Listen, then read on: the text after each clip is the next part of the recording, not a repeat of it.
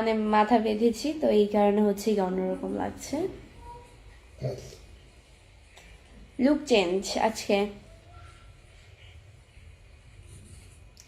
বৃষ্টি আপি, আপনার সাথে আমার কি কথা ছিল?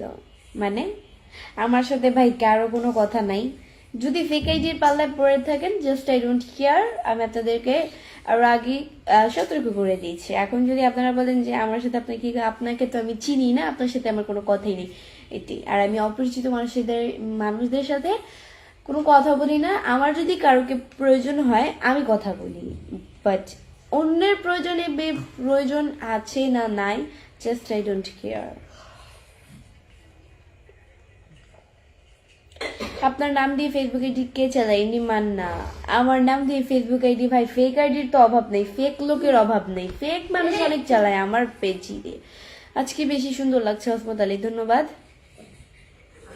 তোমার হাসিটা তো সেই, ধন্যবাদ। আপু কেমন আছেন? এসকে জাকির, আলহামদুলিল্লাহ খুব ভালো আছি ভাইয়া। কেমন আছেন আপা? আলহামদুলিল্লাহ। গুড নাইট আপু, গুড নাইট।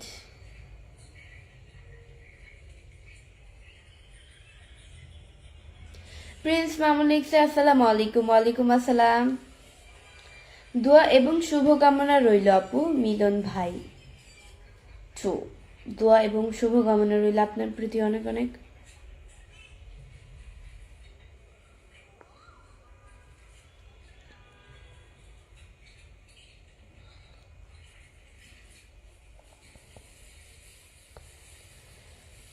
প্রিন্স মামুন লিখছে আপু কেমন আছেন? আলহামদুলিল্লাহ।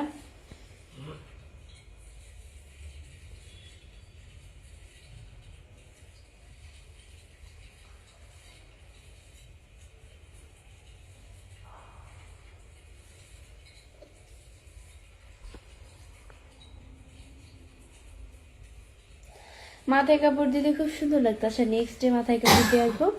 এমনি শ্যামল ভাই লিখছে, সালমান লিখছে যে আসসালামু আলাইকুম, কেমন আছেন? আলহামদুলিল্লাহ। নিজেকে চালাক মনে করলে কি চালাক বলা হয়?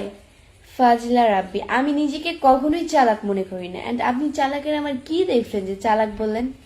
চালাকের কি করেছে? এখনো তো চালাকের কিছু দেখিনি নেই।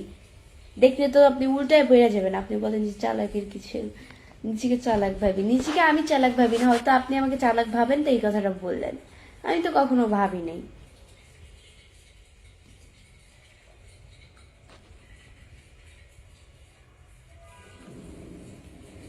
শরীয়তপুরের কিউট ছেলে আপু, শুনো, একটা আইডি থেকে আপনার পিক ভিডিও আছে, বাট আমার থেকে 10,000 টাকা নিছে।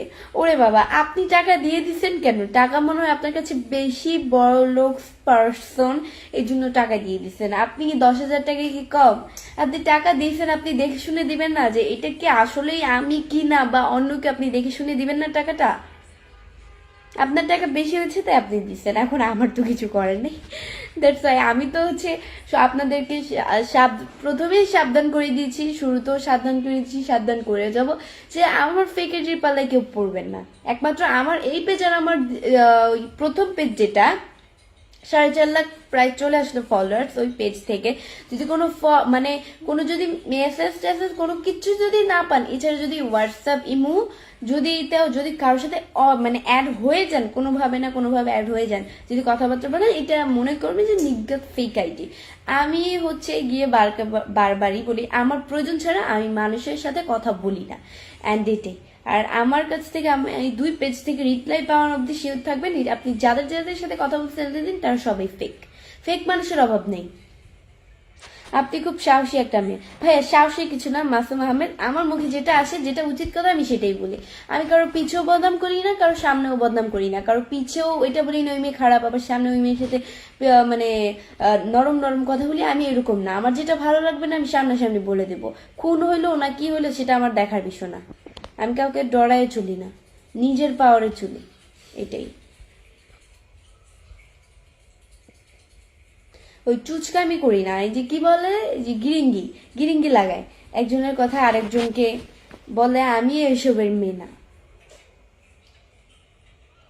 কিছু কিছু মহিলা দেখবেন যে কি করে,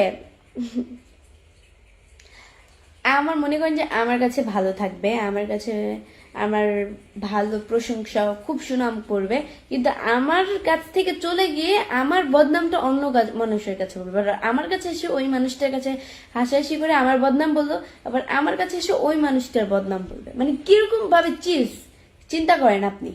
মানে আপনারাই বলেন, এইসব মানুষদের কাছ থেকে সবসময় দূরে থাকবেন, যারা এই জায়গার কথা ওই জায়গায় লাগায়, ওই জায়গার কথা এই জায়গায় লাগায়।